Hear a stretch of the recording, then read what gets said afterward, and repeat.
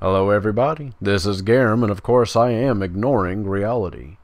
Welcome to Game News in the Grapevine, Episode 10. I want to talk a little bit about the Oculus Rift again. I am looking forward to this probably a lot more than I should be. I have always wanted to be closer and closer to the games that I play, get inside the character, be in the world. And we are finally so close to actually having this happen. Right now, I believe Oculus Rift is probably the best bet at doing this, and the new news about it today almost confirms this. A lot of people are going to look at this in maybe a different way than I am, but give me just a moment to explain. The guys that are developing the Oculus Rift are having kind of a hard time saying exactly what the retail price for this is going to be.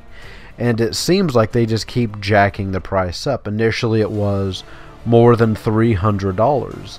And now they're saying it's going to come in just a little bit north of $350. But let me read you a quote straight from the Oculus guys regarding the pricing and why they're kind of flopping around. It's just the reality that when you make this thing, you have to decide what trade-offs you're going to make. Are you going to optimize for absolute lowest price, even if it's going to lower quality experience? Or do you say, you know what, this is the first consumer VR headset that we're going to be pushing out to people. We need to put a stake in the ground and say, this is the best possible experience that we are able to make. No compromises were made in terms of quality. I respect the hell out of that. When I think about all of this, I can't get Jurassic Park out of my head.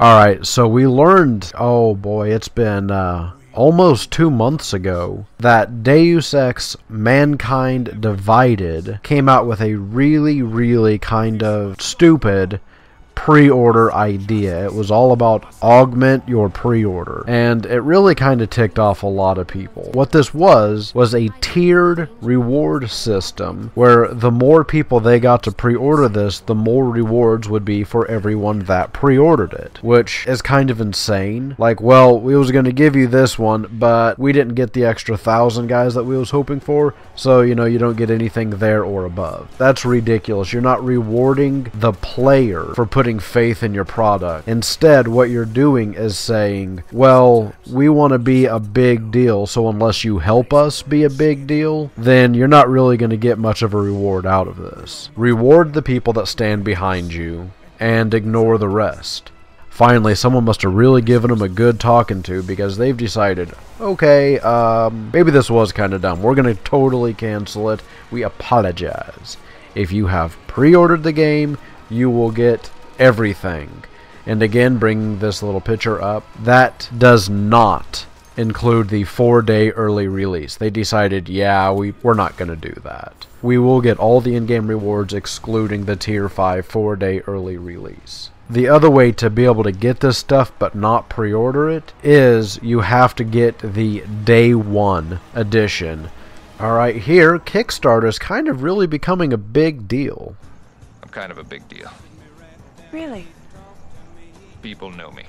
A lot of game developers who are not able to become a AAA developer are going straight to the people, and that's totally cool if they have a quality game. So, Divinity Original Sin 2, their 1-month Kickstarter campaign just closed, and they initially set it up to ask for $500,000. That's $500,000. That $500,000 was satisfied within the first 12 hours, which, that's awesome. At the very end of the Kickstarter campaign, they got a little bit more than that $500,000. The final tally came in at just a hair over $2 million. So, Divinity Original Sin 2 is going to be considerably better than what they was originally hoping for. Also, while we're talking about Kickstarter, I'm going to turn your attention to Battletech. This developer has already used the Kickstarter campaigns to do his Shadowrun series, and has decided to continue the trend with his Battletech. Now, I could kind of talk about the story of the game a little bit, but just think about what Japan's take would be on any given threat, okay? Let's build giant robots and battle them back. We defeated the threat on this planet. Well, let's develop larger robots, go to a different planet, and kick the shit out of them. I am totally not making fun of this.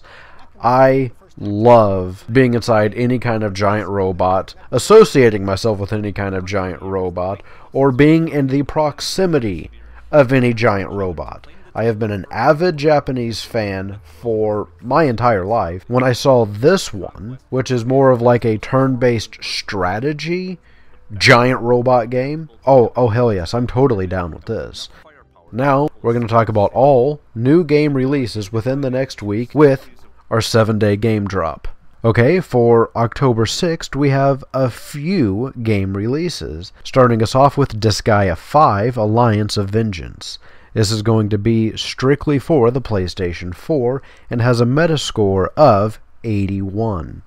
Moving on to Ride, which will release for PlayStation 4, Xbox One, and the PC with a Metascore of 64, and rounding us out to Saint Seiya Soldier's Souls, or just S4, which is going to release for the PlayStation 3, PlayStation 4, and PC. And then on October 9th, Uncharted Nathan Drake Collection, which is of course just for the PlayStation 4. Now, the Uncharted Nathan Drake Collection is not the new Uncharted game. This is the remastered Uncharted 1, 2, and 3, but buying this will also give you a beta key, which will get you into Uncharted 4's multiplayer closed beta. If you guys enjoyed this video, and I hope you did, go ahead and give me a thumbs up. I really appreciate that. Also, might consider hitting that subscribe button. I do several videos a week, so content is always on the way. Thanks, guys.